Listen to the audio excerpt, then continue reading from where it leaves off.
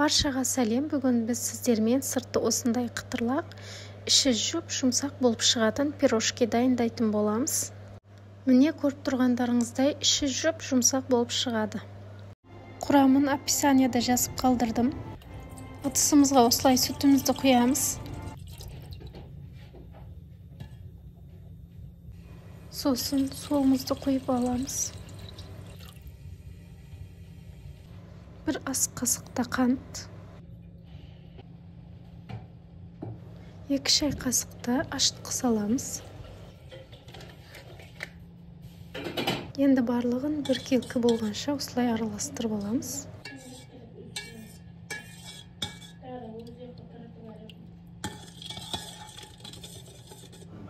Енді осылай бетін жауып 5 минут тұру керек. 5 минут өтті. Бетін ашып 2 шай қасықта тұз саламыз. 1 жұмыртқа қосамыз.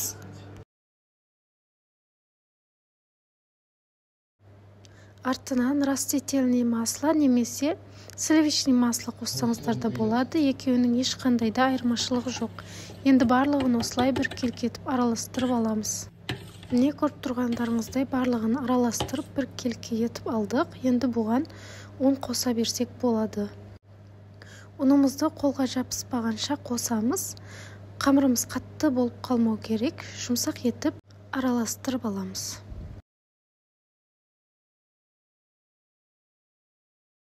Міне пирожкидің қамыры дайын болды. Мен бұны ыдысқа сыймағаннан кейін басқа ыдыста дайындап алдым.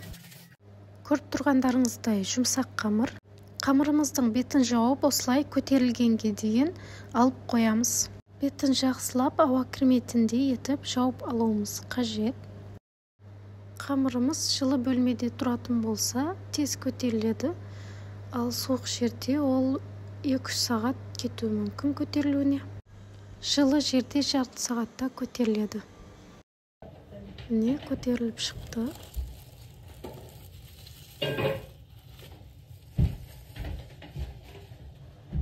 Осындай жұмсақ болып тұрады.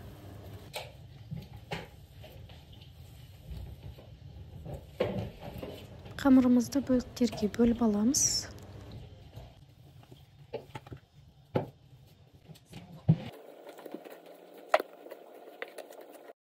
Барлығын тең бөлікке бөліп алуымыз қажет. Осылай тең бөліктерге бөліп алдық.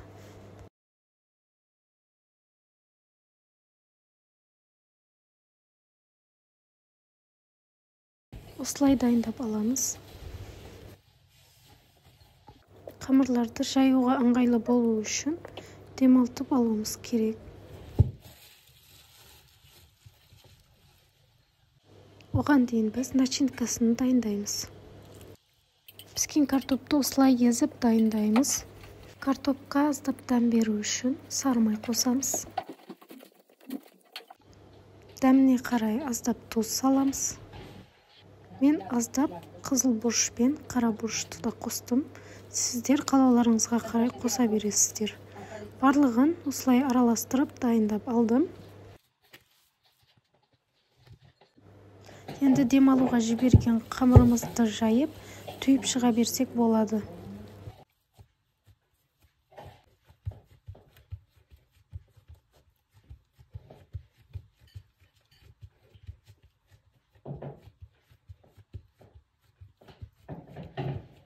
Осылай жайып, 2 қасықтан немесе толтырып сала берсеңіздер болады.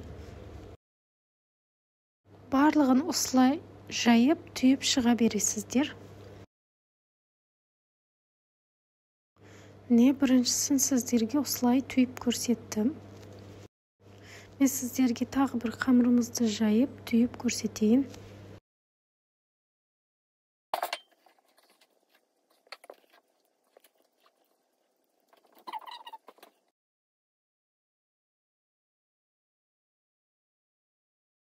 Мен қазанға майымызды құйып, қыздырып қойғанмын.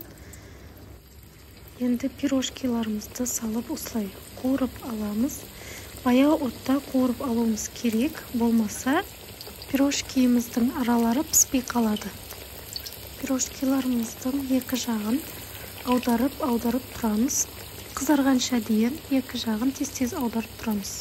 Сол кезде рожкеміз көтеріліп пісіп шығатын болады.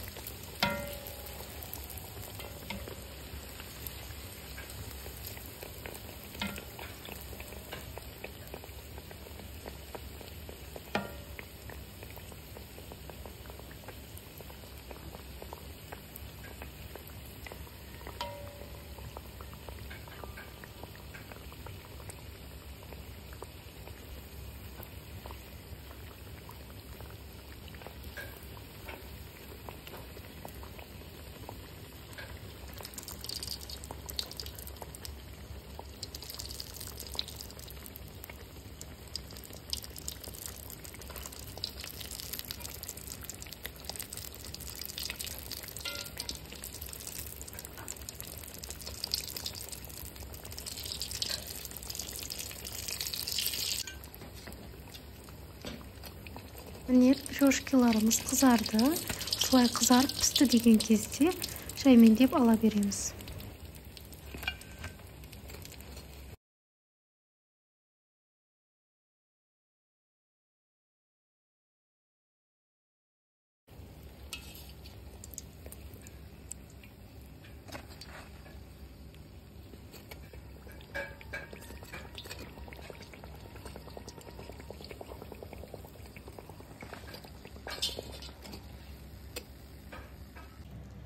Пирожкиларымыз дайын болды. Енді бұны дастархандарыңызға ұсына берсеңіздер болады. Кез келген қонаққа немесе үйде жасап көрсеңіздер болады.